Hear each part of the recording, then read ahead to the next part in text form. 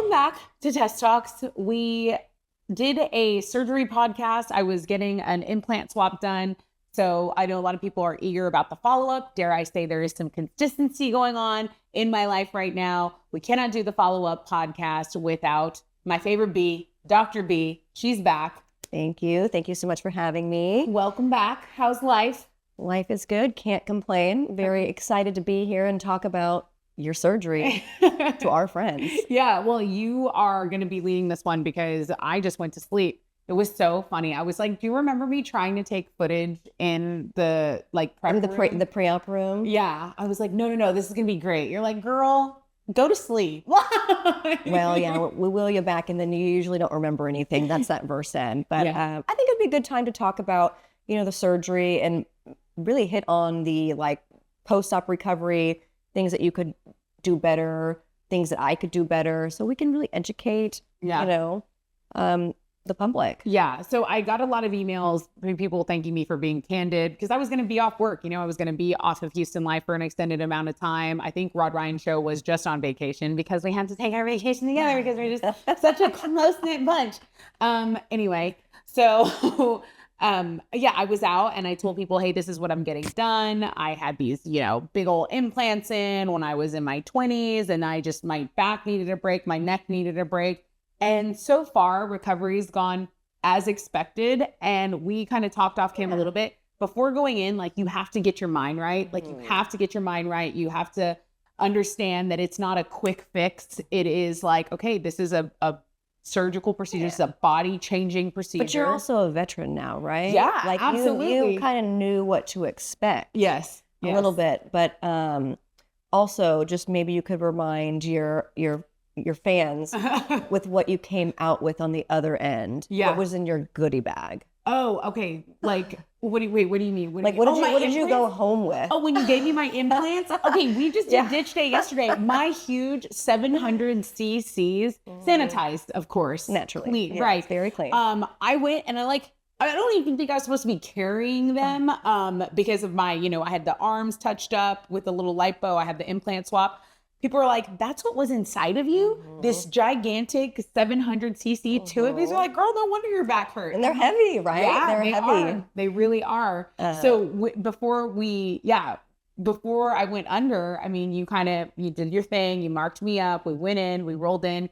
It wasn't as easy as an implant swap. We soon learned, but which happens in surgery. Yes. You always want to prepare for the unexpected. And I think fortunately for you, we kind of talked about all the possibilities, right? Going in there and having the implant actually not be that same size or in a different location, and alternatives that we could address that at the time of surgery. And actually it worked out. Now it wasn't, an easy swap.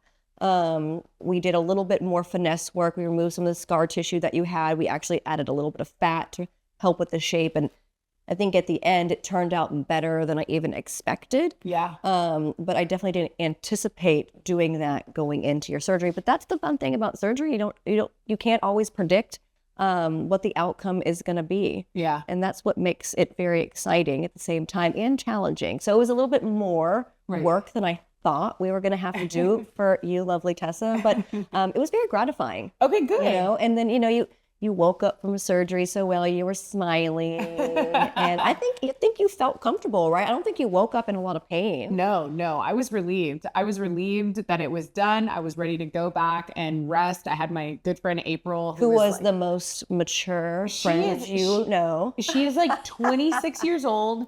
Well, probably 27 now, and she is telling me in my chart, this is what you need to do. She's knocking. She got all your meds down. She's my very responsible friend. So I could tell. If you're doing a surgery, you're obviously going to need, if you don't have a spouse, you're going to need maybe even a real nurse, just someone, you need someone to kind of help you, to facilitate you, at least in that following week, I think, because it was, I didn't really move spots. It was okay, I'm going to sit in my bed here, and then I'm going to go sit on the couch, and then I'll go to and then I'll take a shower, and then rinse, repeat, wash, rinse, repeat. I think the important thing is for people to know what they're getting themselves into, right? We were talking before that people had this idea that plastic surgery is an immediate transformation, right? And this is your second surgery with me. And now, and you've seen that that's the furthest from the truth, right? Yeah. You're looking at least at minimum 6 weeks before you start noticing any significant changes, right? Right. And then that's not only physical, but emotional. Right. You're tired, you're fatigued, you've got to push your protein, you're in compression, you may be leaking. Yeah. It's not sexy. No, it's not. But it's an ends to a means. And I think my job as your plastic surgeon is to educate you. Yeah. Right? Because I want you to know what to expect. Right. So one thing I learned when you share your story is like so many other people kind of come forward, and I think we all had this moment of like, okay, big boobs were so in, and so many ladies messaged me. They're like, hey, who was your doctor again? Because I've been wanting to do that for a really long time, and I'm like, man, I'm not even on the other side of it because I'm still in technically like recovery. I still wear my compression at night, but I'm like, the relief you feel immediately like is I recommend that to everyone. And emotionally too, right? Yeah. Like it's like, yes, physically relief right on your shoulders and your back, but also mentally too, right? Like that you just ended that phase. Right. Whether you want to downsize or even just remove your implants. I mean, people are making their own choices, and some implants aren't for everybody. Absolutely. I have a girlfriend who wants just complete removal, just get them out. And you know what I mean? Like if that's your journey, like that's your journey. And I think we're also in this age of self-acceptance, self-love, doing all of that stuff. But finding the right surgeon that can help you get to that goal. So I see a lot of people that want their implants removed, for health reasons, physical reasons, or maybe they're just done. There's nothing wrong with them. Like they're just over that period in their life. And they've seen maybe male plastic surgeons who've encouraged them to keep implants because they would look like a boy afterwards. And that's not really acceptable to me. Yeah. Like your own idea of beauty is specific to you, right? And like, who am I to tell you that you're going to look like another sex because of the decision that you make? A chick at the bar yesterday, she goes, she said, my surgeon said, don't take them out yet. Wait till you're like whatever age. And I go, first of all, they work for you. Yeah. He works for you. And who's it? Okay. Let your back hurt for 3 more years, 4 more years. The question is why? Like, exactly. That was so weird to me. I was like, why. Okay, well, if you want my doctor's number, I can like give it to her. And she'll just like, but that's why you want to find somebody that you connect with and has like the same goals and vision, right? A lot of the patients, they choose me because I do tend to use smaller implants. I produce more natural results. And we're kind of like up with times, right? Like we're not doing the same techniques that we were doing like 5-10 years ago. Right. We're constantly evolving. And so, and patient care is a big part of that too, right? Like I see a lot of patients who said, oh my God, thank you so much for spending an hour with me. Like you answered everything, that they'd gone to consultation. They felt like they were just like overlooked. Like you feel like another goals. number. Yeah. You feel like another number. And I'm thinking, oh, you're welcome. But like, I'm surprised that in 2024, that's still happening. People have choices. People are educated. They're doing their research. Yeah. And so like, they've got questions and it's our job to answer it. Yeah. Thoroughly. And to give them the time too. I mean, when we talked about your surgeries, I talked about all the things that could happen, bad and good, right. And so like there's a possibility that this could happen. And if that was the case, we would do X, Y, Z. Yeah. And so like we talked about like the realm of what we could expect in surgery. You can't predict everything. No. But I mean, ideally, you don't want to wake up from surgery with a different result, right? Like you didn't go to sleep expecting like a 400cc implant and wake up with an 800cc implant. Like we didn't talk about that. Right. Like I'm not going to do that to you. Yeah. So we should be on the same page. Absolutely. Absolutely. But also having someone who can make the call, like doing, we did a little fat grafting because there was like a dent, like a pocket, and I would be lying if I said like, for me, it still is about aesthetics because I have a job that's in the public eye. Like it to me, very much. You don't want to wake up and be deformed, right? Like you still want to feel like feminine to you, and like feminine to you may be different from feminine to your friend. It's different, but like we talked. Like I have an idea of what you want, right? And I'm a vehicle to help you get there. So yes, we added a little bit of fat to the bottom of your breast to help kind of fill it out. And you had that fat because Fortunately we had some, and it was right there. Yeah. And I'm so very happy lipo that we did that. on both of my arms, which are still like not all the way, like again, still in compression, 6 weeks out. It's still a kind of doing journey. that. I've gotten probably 7 lymphatic massages, and the first ones were really nice and lovely and soft, and then Now they're getting to town. Oh my gosh. Okay. So it's so weird because it's a relief, but also there's like scar tissue in there. So they have to break it up, and they're going, and I feel like, oh my gosh, like I would get home from those and I'm like, oh, you can tell a difference. I've been in a street fight. Yeah. Well, yeah, something like a breast surgery, there's not much aftercare per se, but liposuction, tummy tucks, I mean, actually the work starts for you when you wake up, right? Compression for up to 3 months, sometimes more, and lymphatic massage. And I wasn't trained even knowing about lymphatic massage. That's something I've kind of evolved with through my practice. And added to the aftercare. And I think it is essential to the point that I would probably not take on a patient if they told me they would not do lymphatic massage, because I think it makes that much of a difference for your result. Remember, it helps kind of like smooth out the edema. It helps minimize the swelling, bruising. It helps prevent that internal fibrosis or scar tissue that everyone develops after liposuction. Yeah. And so it shouldn't be a terribly painful experience. It may not be pleasant, but it makes a difference between a good result and a great result. Absolutely. And I mean, I from your first surgery, I can 100% attest to that. And I think who you go to matters. And so, you know, I don't endorse anybody because I get kickbacks. Like, I look at results, and my patients actually have been the ones that have given me referrals about who to go to. And so you've been going to somebody named Carolina, and she's on I-10 in Kirkwood. Yeah. And it was a patient that found her. Wow. And I've just heard good things, and that's who you've gone to. And I'm really happy with the work that you've had done. But maybe we could talk a little bit about the schedule that you've had with lymphatic massage so people know what to expect. My brother's actually out of the country right now, but if I called him, he would be ready to go. So Barrera Law is the law firm that's going to treat you like family. I always give out their number, 713-295-1182, 713-295-1182. You can also check them out online, jbarrettalaw.com. They'll handle everything. I'm someone who likes everything handled. They'll handle everything.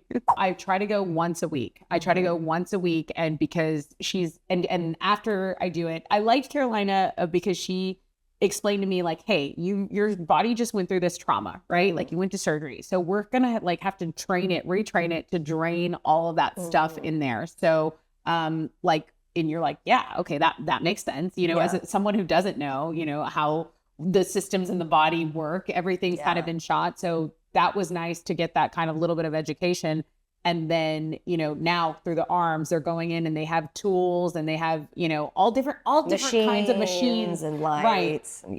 Yeah. And it's a relief. I can tell it's working, and each time gets better, but they're also saying, take your protein, make sure you're drinking a ton of water. And, you know, they're kind of monitoring you as well. It's another set of eyes, right? Because you're not seeing me every day, but you said you're going once a week, right? Some patients are going 3 times a week. Oh, in the beginning, I went twice a week. Yeah, in the beginning, I was going 2 times a week. But once they started with that deep tissue stuff, it was like, okay, give yourself a break for like 6 days and then get back It's tough, probably with your working schedule, right? Like, they don't have appointments at 3:30 in the morning. But especially early for a liposuction, especially getting frequent and regular massages helps with that recovery process, that swelling. So they're kind of like just massaging all that extra lymph fluid to the lymph nodes. Absolutely. You know, it's not just a hand and sewn, like, relaxing massage. No. Like, it's with purpose. Like, they understand the anatomy, the physiology, and they're trying to guide that excess fluid to the draining channel. So for you, for the arms, it's going to be your axilla, your armpit. That's where you have those lymph node basins, and they're going to process all that fluid and get rid of it. Yeah. But I mean, as you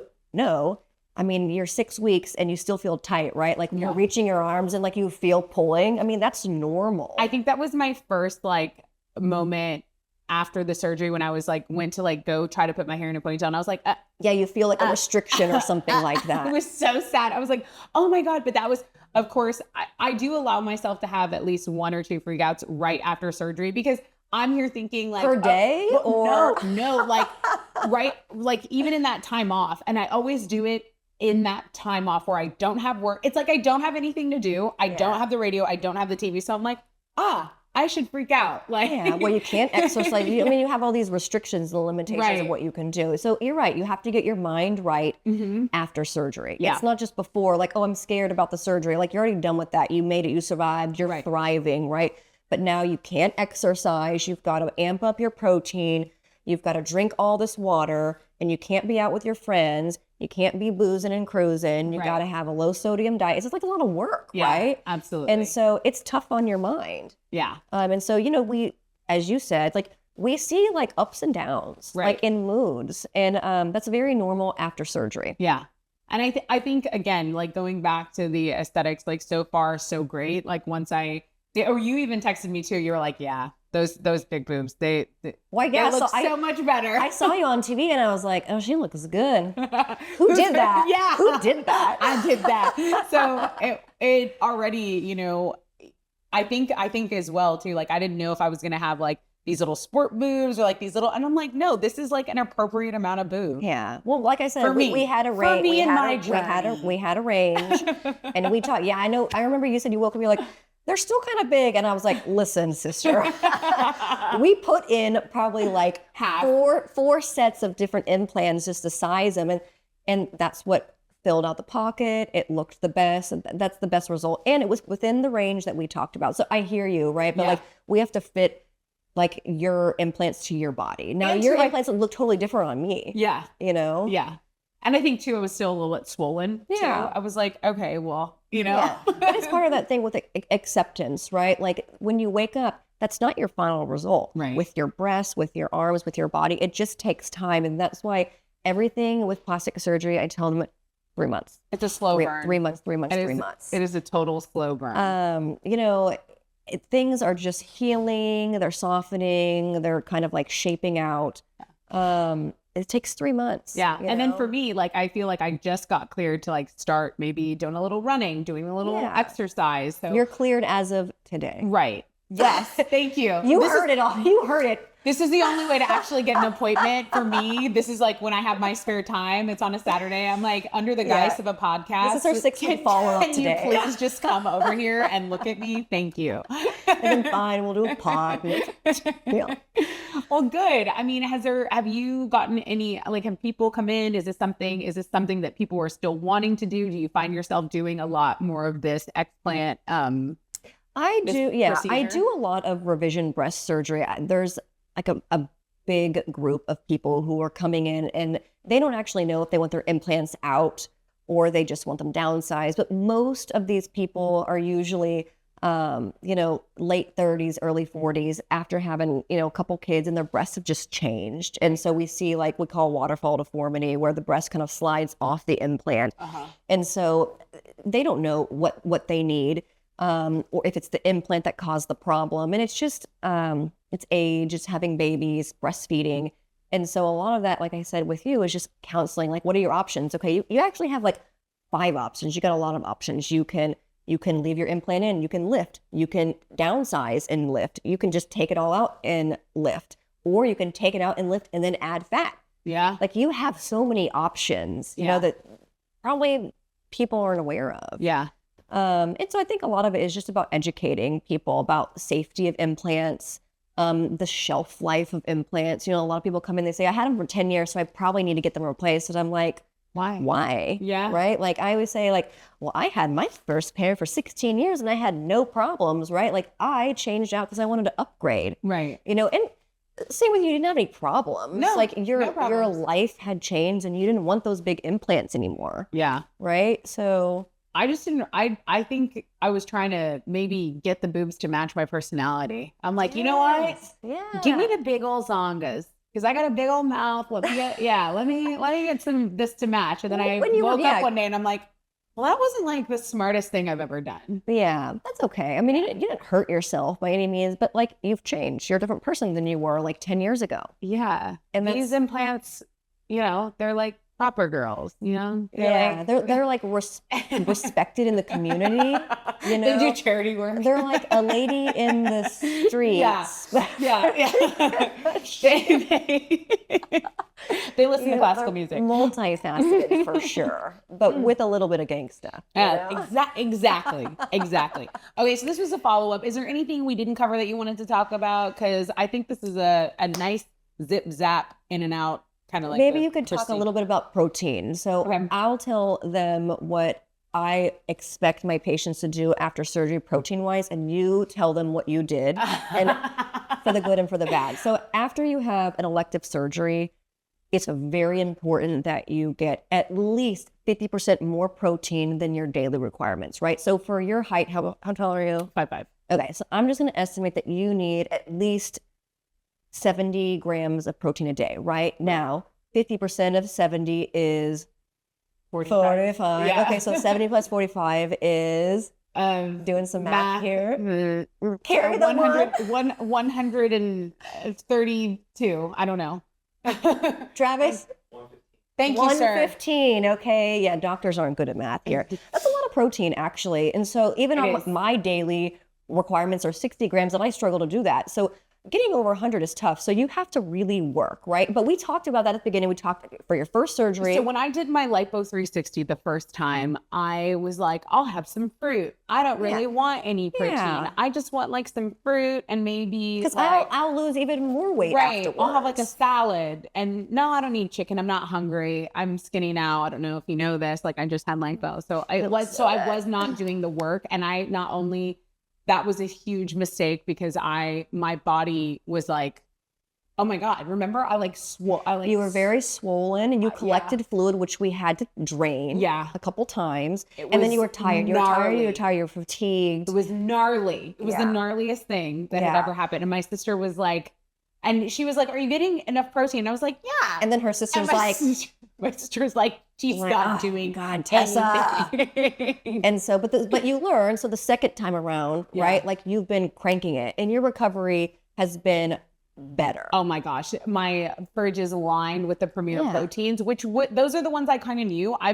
There are some really tasty proteins out on the market. Like the Power Core ones are really good. Yeah. Premier, I got them at Costco and like just had them in the fridge. But you're not eating just 3 meals a day, right? You're eating like 5 little meals a day. Yeah. Like you're eating like protein snacks in between your meals because you just can't get enough with 3 meals. Right. And you're not hungry after surgery. Your body's not feeling hunger, but you have to feed it. Yeah. It's not for fun. It's a prescription. Absolutely. Like I'm prescribing you 135 grams of protein requirement a day. And so I was also doing like the snacks, like the Greek yogurt with the protein. I was just trying any cottage cheese. I mean, anything like that. So like April, Travis, they were all helping me, feeding me. Yeah. Like, I think you had a lot of support. And I think your sister did a great job this first time, but you know, she didn't know what to expect. And I think going through it the first time and seeing how it's so much different when you get your protein needs met. But something that I'm seeing a lot of now is the cottage cheese trend. And so everyone's adding cottage cheese to food to amp up the protein. And you know what? I am on board completely. Yeah. I made a cottage cheesecake last night. Ooh. So 40 grams of protein. And like 250 calories. I ate the whole thing. I am so hungry. So good. Yeah. I am so hungry. I have not met my protein requirements for the day. You're probably on 0. Well, yeah, that's because of ditch day. I'm on like complete like what the hell. And then okay. Listen, I'm gonna be a better patient this weekend. It's gonna change. The day is young. I'm gonna get in my protein because it's still, like you said, it's a process, and it's like, and not even until like almost 6 months or a full year will you be feeling like okay until you're fully healed, right? Because externally at 6 weeks you look good, right? But like you still feel that tightness, and you have so much internal healing going on that like you can't even see, right? But it's a full year to fully heal. Right. But by 3 months, most people feel good, like they've stabilized. Yep. And so that's a good endpoint that I have people like shoot for goal-wise. In terms of protein, 6 weeks. Okay. You know, when you're there and you're looking good, you're following the rules, but it's work. Yeah. You know, and so people who go into surgery, like you need to to be prepared. Yeah. Right. So And that compression is no joke, especially in the summer heat, but you got to do it. You got to do it. I remember mine was like the last one was like May. It was kind of the same time schedule. And we were doing like summer parties and everything. And I'm like, I'm a Faja girl. If you're going to have your surgery during the summer, you need to think about it, right? Yeah. I mean, if you're going to be getting surgery in July or August and you're going to be in a full body compression, you're going to be sweating. Okay. It's going to be warm. Okay. It is what it is, you know? Moisture.